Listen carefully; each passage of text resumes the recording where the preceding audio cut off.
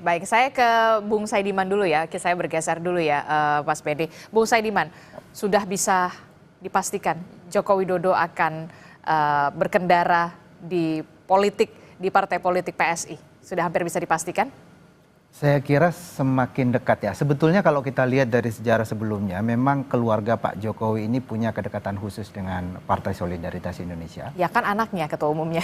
Bahkan sebelumnya, bahkan sebelum Mas Kaisang masuk, saya mendengar bahwa sebenarnya keluarga Pak Jokowi ini sejak 2019 itu cenderung orientasi politiknya ke PSI gitu ya. Karena sementara di sisi yang lain, PSI sendiri kan kalau kita lihat dalam pidato-pidato dan klaim-klaim dari para pengurus PSI itu kan selalu melihat Pak Jokowi ketika itu, kemudian ada Pak Ahok, ada Pak Ridwan Kamil ketika itu. Jadi sosok-sosok yang ketika itu dianggap sebagai figur-figur politik yang bersih membawa perubahan, itu menjadi figur-figur yang menjadi panutan partai anak muda PSI ini ketika itu. Jadi mereka sedari awal itu menjadikan Pak Jokowi itu sebagai model gitu ya. Role model. Jadi kalau kemudian sekarang PSI dan Pak Jokowi semakin dekat, itu presidennya ada. Jauh sebelum Mas Kaisang menjadi ketua umum. Nah, kalau di hari-hari ini sudah makin terlihat jelas lah ya. Persoalannya pada Pak Jokowi sebelumnya itu kan seperti tidak mau menunjukkan sikap politiknya secara lebih jelas gitu.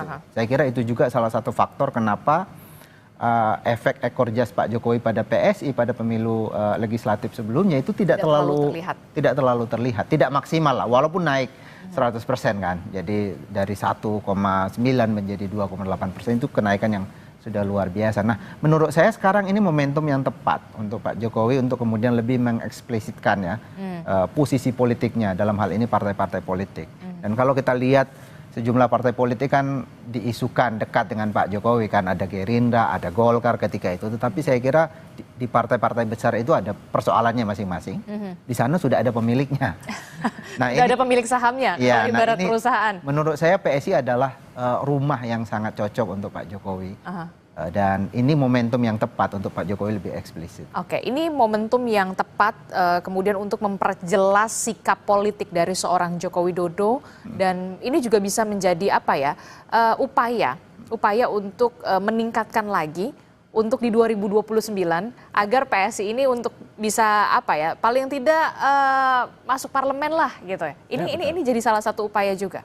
Saya kira ya sejak awal. Jadi Pak, kalau kita lihat pemilu kemarin kan 2024 PSI berusaha sekali mengidentifikasi diri sebagai partainya Pak Jokowi kan. Ya saya kira itu wajar karena Pak Jokowi ketika itu sangat populer, approval ratingnya di atas 70%, bahkan sampai 80%-nya di beberapa bulan menjelang pemilihan umum ketika itu. Jadi wajar kalau ada partai politik yang ingin mengidentifikasi diri sebagai bagian dari kubu politik Pak Jokowi.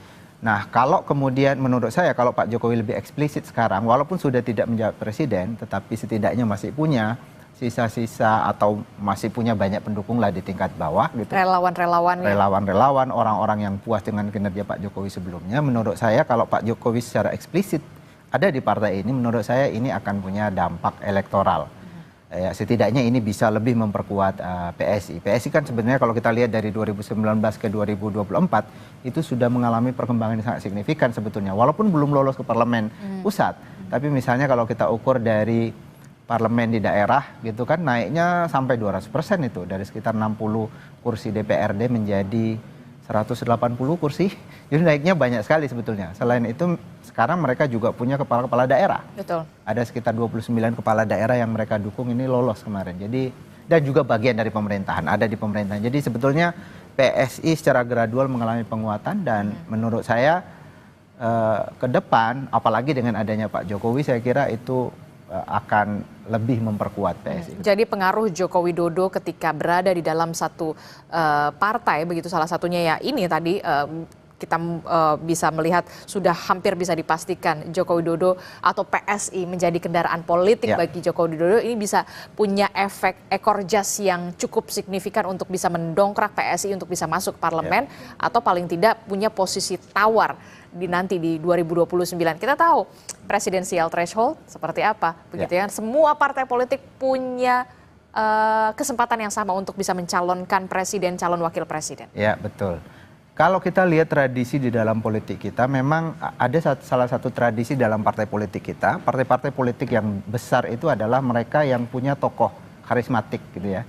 Kita bisa melis hampir semua partai gitu ya. Di PDIP ada Bu Mega, Gerindra ada Pak Prabowo, dulu ada Hanura, ada Pak Wiranto, dan seterusnya. PAN dulu ada Amin Rais di sana. Jadi ada tradisi politik kita di mana partai politik yang bisa berkembang dengan cepat, meraih dukungan yang lebih serius, itu adalah mereka yang punya tokoh-tokoh karismatik. Menurut saya PSI sampai hari ini kan belum. Jadi memang ini momentum yang tepat sekali. Menurut saya ini momentum yang tepat ya. Selain itu ya kalau kita lihat dari kesejarahan tadi memang punya kedekatan gitu ya. Dan sangat penting buat partai seperti PSI untuk punya figur seperti populer Pak Jokowi. Oke, jadi saya kembali mengingat begitu ya, kalau di PDI Perjuangan ada Bu Mega, Bu Mega, kemudian ada Mbak Puan, kemudian di Partai Demokrat ada Pak SBY dan Mas AHY. Apakah mungkin kemudian posisi-posisi ini juga akan punya pola yang sama di PSI begitu ya? Ada Pak Jokowi, ada Kaesang begitu ya. Nah, yang paling menurut saya menurut Anda possible posisi yang ada di PSI untuk ditempati oleh seorang Joko Widodo, Ketua Dewan Pembina, atau seperti apa yang paling possible menurut Anda? Bisa saja, tetapi kita mungkin harus melihat juga ADART mereka. Apakah Ketua Dewan Pembina sekarang yang dipegang oleh Jeffrey Giovanni atau siapa begitu, itu bisa digantikan atau tidak?